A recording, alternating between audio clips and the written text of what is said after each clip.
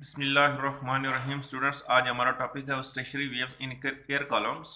Last time हमने stationery waves को generate किया था स्ट्रेच स्ट्रिंग के अंदर। आज हम देखते हैं स्टेशनरी वेव्स एयर के अंदर कैसे जनरेट की जा सकती हैं।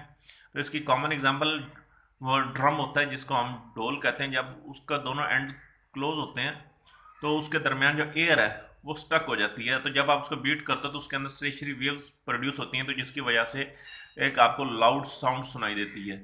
इसी तरीके से जो दूसरी जो कॉमन एग्जांपल है वो है फ्लूट की, जिसको आप बांसुरी कहते हैं। उसको हम ऑर्गन पाइप भी कहते हैं। अब उसके अंदर क्या है कि आप सिर्फ उसके अंदर एक तरफ से आप उसके अंदर जो एयर है उसको ब्लो करते हो तो उसके अंदर एक म्यूजिक जनरेट होता है। और वो किस वजह से होता है? वो इन स्टेशनरी वेव्स की वजह से जनरेट होता है। अब वो ये कि stationery waves can be produced in air column like in organ pipe. और जो स्टेशनरी वेव्स वहां पर प्रोड्यूस होंगी, तो अगर हमने उसका रिलेशन मालूम करना है इंसिडेंट और रिफ्लेक्टिंग वेव के दरमियान, तो ये डिपेंड करेगा कि वो जो रिफ्लेक्टिंग एंड है पाइप का वो ओपन है या क्लोज। तो स्ट्रेच स्ट्रिंग के अंदर तो दोनों एंड क्या है, वो फिक्स थे, तो दोनों तरफ नोड बनता था। लेकिन यहां पर ऐसा नहीं है। यहां पर डिफरेंट हो सकता है कि जैसे जो फ्लूट है वो दो तरह की होती है। एक वो होती है कि जिसके एक एंड से ब्लॉक किया जाता है और दूसरे एंड से वो साउंड जनरेट हो रही होती है। और दूसरी जो फ्लूट होती है उसके साइड से ब्लॉक किया जाता है। तो हमारे पास हम पहले रिलेशन मालूम करते हैं कि ऐसा ऑर्गन पाइप जो दोनों तरफ से ओपन हो।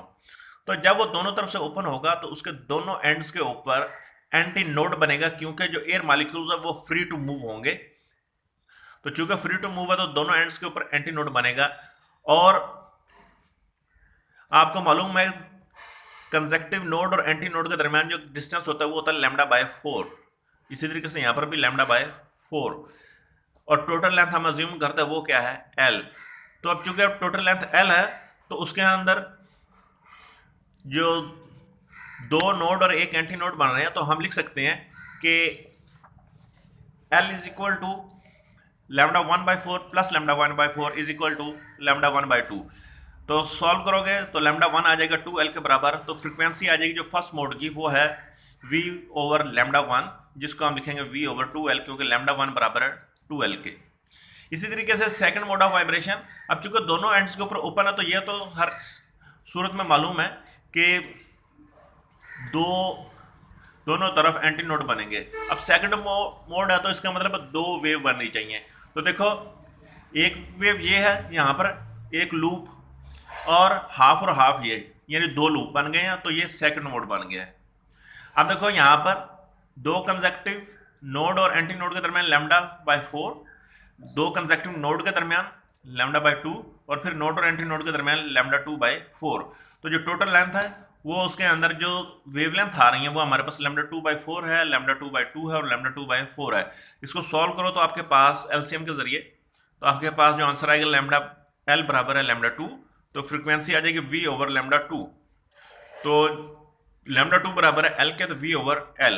अब चूंकि जो फ्रीक्वेंसी है f1 वो बराबर है v ओवर 2l के, तो हम इसको f1 के साथ रिलेट करने के लिए क्या करते हैं, इसको हम 2 के साथ मल्टीप्लाई भी कर देते हैं और 2 के साथ डिवाइड भी कर देते हैं। तो ये जो v/2 है, 2l है, ये f1 के बराबर, तो f2 बराबर आ जाएगा 2f1 के। इसी तरीके से थर्ड मोड ऑफ वाइब्रेशन के अंदर क्या होगा कि हमारे पास तीन लूप बनेंगे, जिसके अंदर आप देख सकते हो कि दो लूप मुकम्मल है और तीसरा लूप हाफ प्लस हाफ, वो थर्ड लूप बन गया। तो थर्ड मोड ऑफ वाइब्रेशन के अंदर ये देखो, एंटी नोड, चार एंटी नोड और तीन नोड बन रहे हैं। तो वही यहाँ पर lambda by 4, lambda by 2, lambda by 2 और लैम्डा बाय 4। तो आपके पास ये 3 चूंकि थर्ड मोड है तो इसलिए लिखा है, तो एल हमारे पास आ जाएगा। इन सबको जमा करोगे तो ये आ जाएगा 3 लैम्डा 3/2। तो यहां से आप लैम्डा 3 को सेपरेट कर सकते हो, वो बराबर 2l/3। तो आपके पास जो f3 है वो v बाय लैम्डा 3, और ये बराबर आ जाएगा, जब वैल्यूज पुट करोगे लैम्डा 3 की 2l/3, और ये 3 ऊपर जाके मल्टीप्लाई हो जाएगा, और v/2l अगेन f1 के बराबर है। तो अब एक सीक्वेंस बन गया। जो f1 हमने मालूम किया, f2 वो जो है वो 2f1 के बराबर है, f3 3f1 के बराबर है। तो इसी तरीके से हम लिख सकते हैं जो nth मोड ऑफ वाइब्रेशन के लिए जो fn होगा वो nf1 के बराबर हो जाएगा, क्योंकि एक सीक्वेंस बन गया है 2f1 3f1 4f1 and so on. इसी तरीके से जो वेवलेंथ है वो 2l/n है, ये हमने लास्ट टाइम भी पढ़ा था। ये कैसे सीक्वेंस बन रहा है, तो हमारे पास ये लैम्डा एन बराबर आ जाएगा 2l/n। तो ये हमारे पास इंसिडेंट और रिफ्लेक्टिंग वेव के दरमियान रिलेशन है फ्रीक्वेंसी और वेवलेंथ का।